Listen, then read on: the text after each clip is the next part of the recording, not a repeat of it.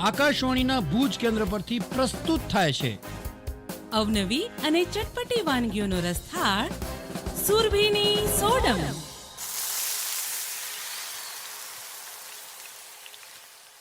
સુરભીની સોડમ કાર્યક્રમ સાંભળતા તમામ શ્રોતાઓને આપની રેડિયો દોસ્ત ભૂમિ ચોકસીના નમસ્કાર સાથે વેલકમ સુરભીબેન. Thank you. કેમ છો બધા? મજામાં?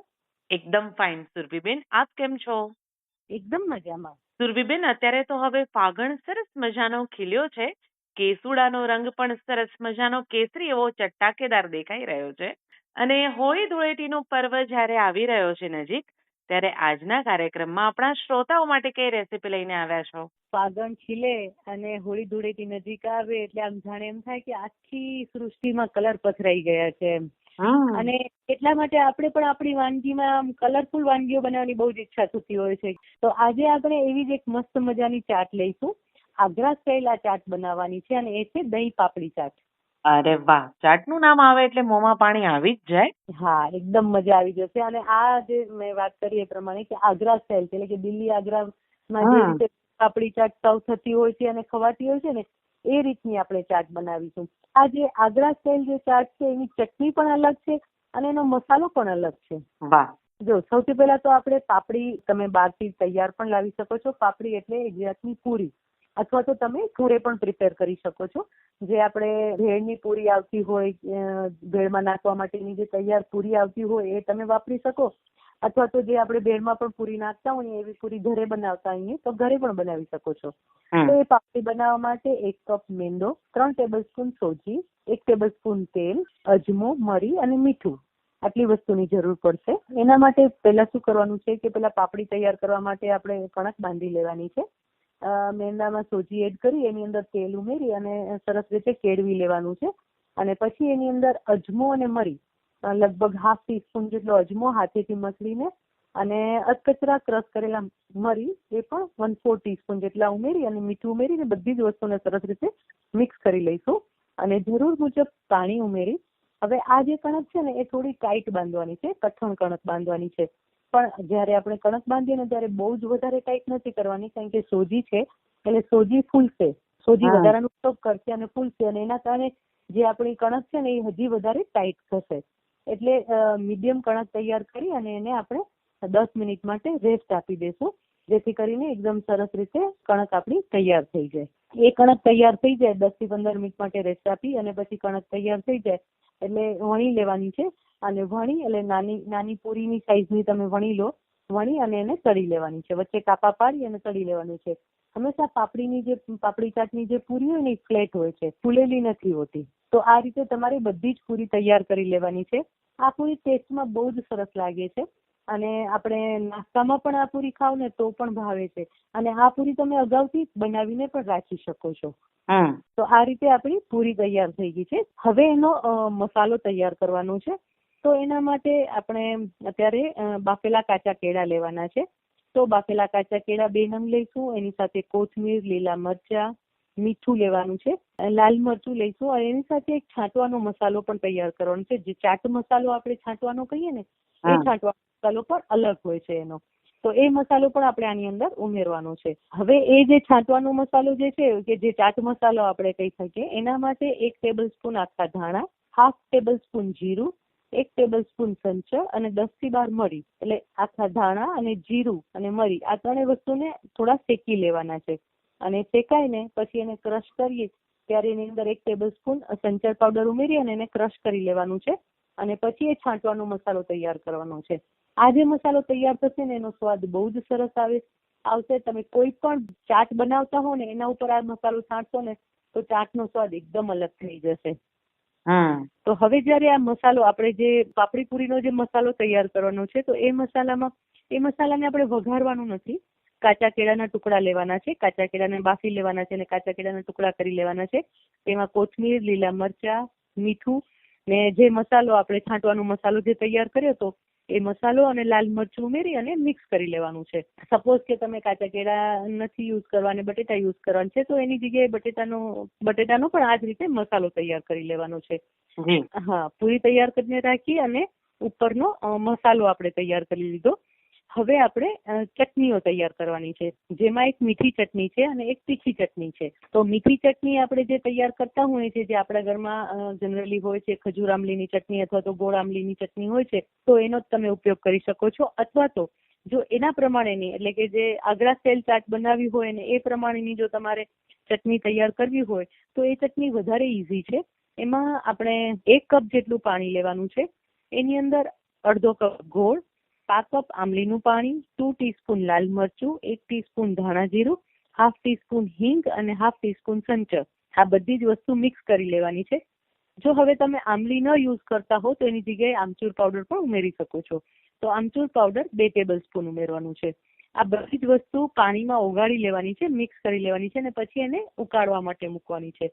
લગભગ 3 થી 4 મિનિટ ઉકાળશો ને એટલે એક સરસ થિકનેસ આવી જશે અને એ મીઠી ચટણીનો આપણે ઉપયોગ ચાટ માટે કરીશું. હવે તીખી ચટણીનો વાળો.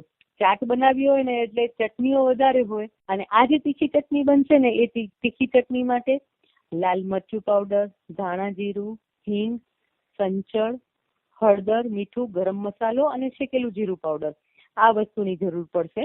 તો એના માટે સૌથી પહેલા એક કઢાઈમાં તેલ લેવાનું છે. 1 ટીસ્પૂન જેટલું જ તેલ લઈશું. એમાં રાઈ અને હિંગનો વઘાર કરવાનો છે. 5 ચમચી જેટલી રાઈ લેવાની છે અને 5 ચમચી જેટલી હિંગ લેવાની છે. અને જે આ તીખી ચટણીના મસાલા જે હું બોલી ને, તો એ એક પાણીમાં પેલા ઓગાળી લેવાના છે. એટલે કે આપણે લગભગ અડધો કપ પાણી લઈએ, એમાં 2 ટીસ્પૂન લાલ મરચું પાવડર, 1 ટેબલ સ્પૂન ધાણા જીરું, 1/2 ટીસ્પૂન સંચળ, 1/4 ટીસ્પૂન હળદર, 1 ટીસ્પૂન મીઠું, 1/2 ટીસ્પૂન ગરમ મસાલો અને 1/2 ટીસ્પૂન શેકેલું જીરું પાવડર. આ બધી જ વસ્તુ પાણીમાં ઉગાડી અને આ રાઈ હિંગનો વઘાર કર્યો એમાં એ મસાલા વાળું પાણી ઉમેરી અને ઉકાળવાનું છે. 2 થી 3 મિનિટ ઉકળશે ને એટલે આ પણ તીખી ચટણી સરસ તૈયાર થઈ જશે. હવે આપણી પાસે પાપડી તૈયાર છે, તીખી ચટણી તૈયાર છે, મીઠી ચટણી તૈયાર છે અને મસાલો પણ તૈયાર છે. તો હવે આપણે એને અરેન્જ કરી લેવાની છે. તો એક પ્લેટ લેવાની છે. પેલા પાપડી લઈ પાપડીને દહીંમાં બોળી લેવાની છે.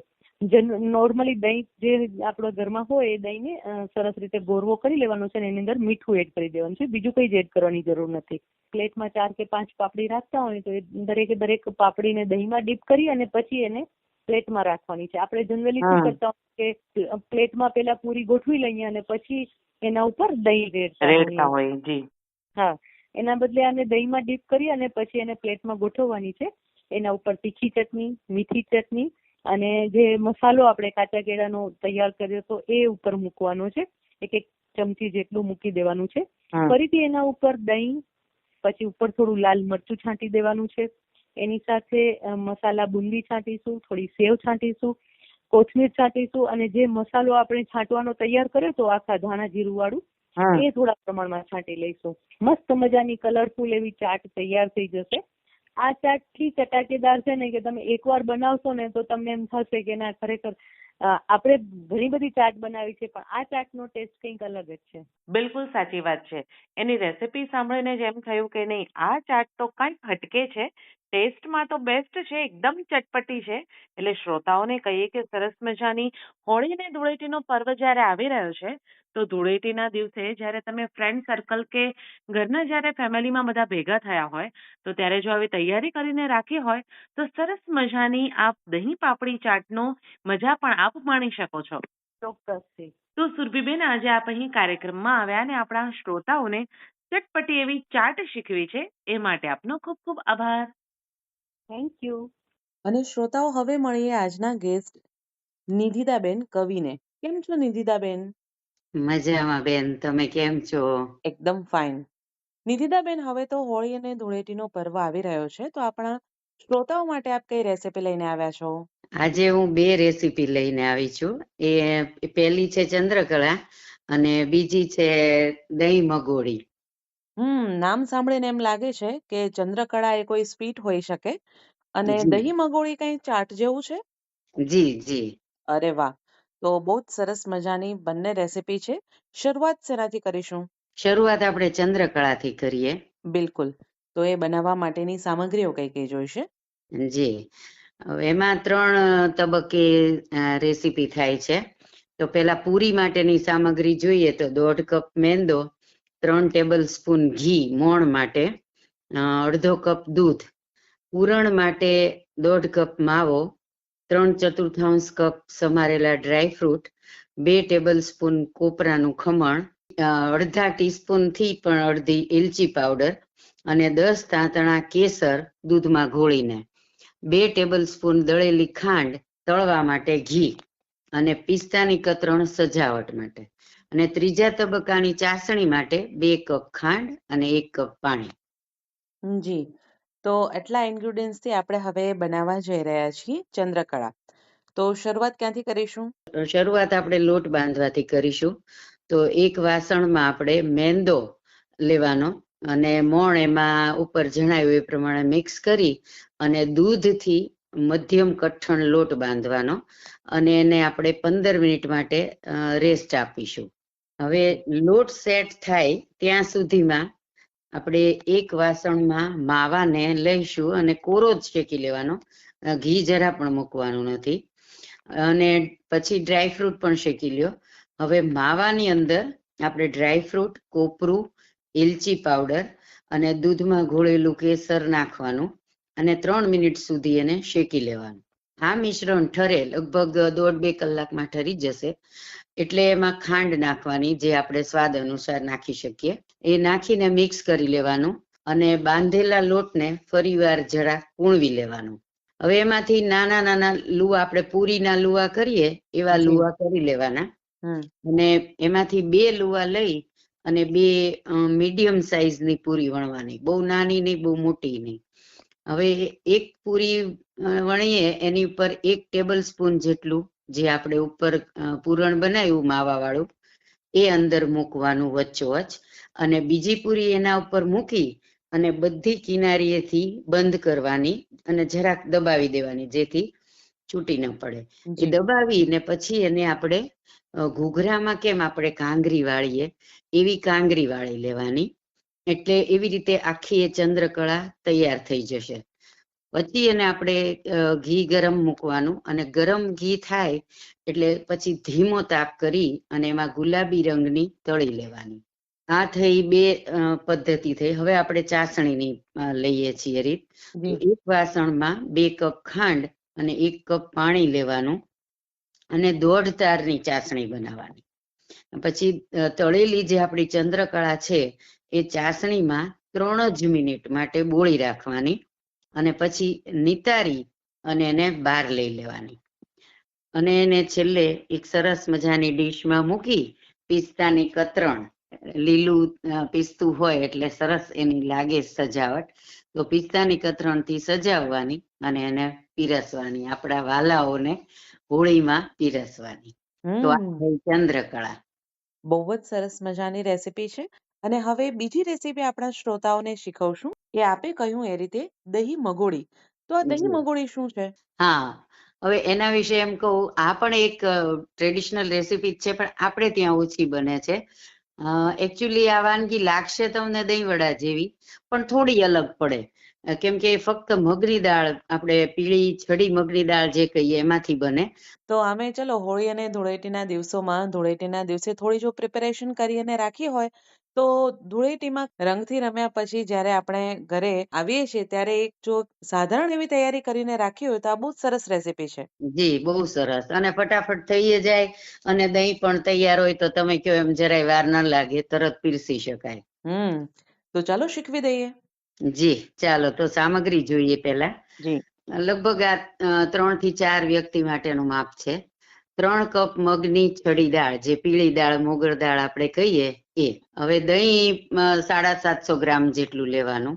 1 ટેબલ સ્પૂન આદુ મરચાંની પેસ્ટ, 1 ટેબલ સ્પૂન શેકીને વાટેલું જીરું, લાલ મરચું, દળેલી ખાંડ સ્વાદ પ્રમાણે, મીઠું સ્વાદ પ્રમાણે અને તળવા માટે તેલ. આટલી સામગ્રી.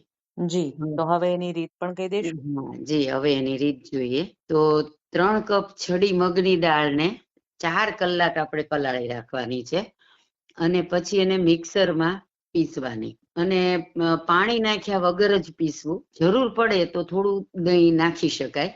એટલે હવે એ ખીરું બની ગયું. તો એને આપણે પાછું 3-4 કલાક રહેવા દેવાનું છે. આથો આવે એવું જરૂરી નથી, ઓકે. પણ 3 કલાક રહેવા દેવાનું. હમ. પછી તેમાં આદુ મરચાની પેસ્ટ લગભગ 1 ટેબલ સ્પૂન જેટલી અને સ્વાદ પ્રમાણે મીઠું નાખી અને ખીરુંને તૈયાર કરવાનું. હવે આમાં એક વાત છે કે તો સોડા ન નાખવા પડે એના માટે આપણે ખીરાને 3 મિનિટ માટે સતત એક જ દિશામાં બરોબર ફેંટવું જોઈએ, હમ. જેથી સોડાની જરૂર નહીં પડે. અને પછી ગરમ ગરમ તેલમાં તેજથી મધ્યમ આંચ, બહુ લાગે તેજ તો મધ્યમ કરી શકો, હમ. એવી આંચ ઉપર મધ્યમ સાઈઝની પકોડી તળવાની. એવી પકોડી બ્રાઉન થાય એવી લાઇટ બ્રાઉન જેવી તળી લેવાની. જી. હવે દહીંમાં આપણે થોડી દળેલી ખાંડ, મીઠું અને શેકીને વાટેલું જીરું નાખી અને એકદમ વલોવી લેવાનું. એકદમ સ્મૂધ દહીં કરી લેવાનું. હવે મગોડી આપણે તળી લીધી છે, તો એને એક સરસ મજાની પ્લેટમાં નીચે મગોડી મૂકવાની અને એના પર આ દહીં જે આપણે ખાંડ, મીઠું ને જીરું નાખીને બનાવ્યું જી. એ દહીં રેડવાનું અને એની ઉપર કોથમરી અને લાલ મરચું ભભરાવી દેવાનું અને પીરસવાનું. પણ એક ઓપ્શન હું આપું છું આમાં, કે જે આપણે આજે મારે એક ચાટ આપવી હતી વેરાયટીની, તો એ ચાટ આપણે બનાવવી હોય તો આ જે આપણે મગોડીની ઉપર દહીં રેડ્યું એની ઉપર લાલ મરચું છાંટવાનું અને પછી ઉપર ખજૂર આંબલીની લાલ ચટણી અને થોડી કોથમીર ફુદીનાની આપણે લીલી ચટણી રાખીએ છીએ ઘરમાં, એ બંને થોડીક થોડીક રેડવાની અને ઉપર ઝીણી સેવ અને મસાલા શીંગ પણ વઘરાવાની અને સૌથી ઉપર કોથમરી અને થોડા દાડમના દાણા. એટલે બહુ જ સરસ ચાટનું સ્વરૂપ આવી જશે અને બચ્ચાઓને પણ ભાવશે અને મોટાને પણ ભાવશે. આ એક ખરેખર બહુ સરસ ચટપટી અને ટેંગી કહીએ ને એવી સ્ટાઇલની વાનગી છે, મજા આવશે. જી નિધિદાબેન, બહુ જ સરસ મજાની ચાટ કયો કે પછી દહીં મગોડી કયો, હા ખરેખર બનાવવાની મજા આવશે ને. જી. તો નિધિદાબેન, આજે આપ અહીં કાર્યક્રમમાં આવ્યા અને આપણા શ્રોતાઓને આટલી સરસ મજાની બંને રેસીપી શીખવી છે, એ માટે આપનો ખૂબ ખૂબ આભાર. બધાને હોળીની ખૂબ ખૂબ શુભેચ્છાઓ. શ્રોતા મિત્રો, આજના કાર્યક્રમમાં કુકિંગ એક્સપર્ટ સુરભીબેન વસાય અને આજના ગેસ્ટ નિધિદાબેન કવિએ સરસ મજાની રેસિપીઝ આપણને શીખવી છે. આપ પણ આપની રેસિપી કાર્યક્રમ સુરભીની સોડમમાં અમારી સાથે શેર કરવા ઈચ્છતા હો તો અમને વોટ્સએપ કરો 9426421254 પર. તો મળીએ છીએ આવતા સપ્તાહે અવનવી વાનગી અને ચટપટી વાતો સાથે. Till then, eat healthy and stay healthy. Be foodie and be happy. હમણાં જ આપ સાંભળી રહ્યા હતા કાર્યક્રમ સુરભીની સોડમ.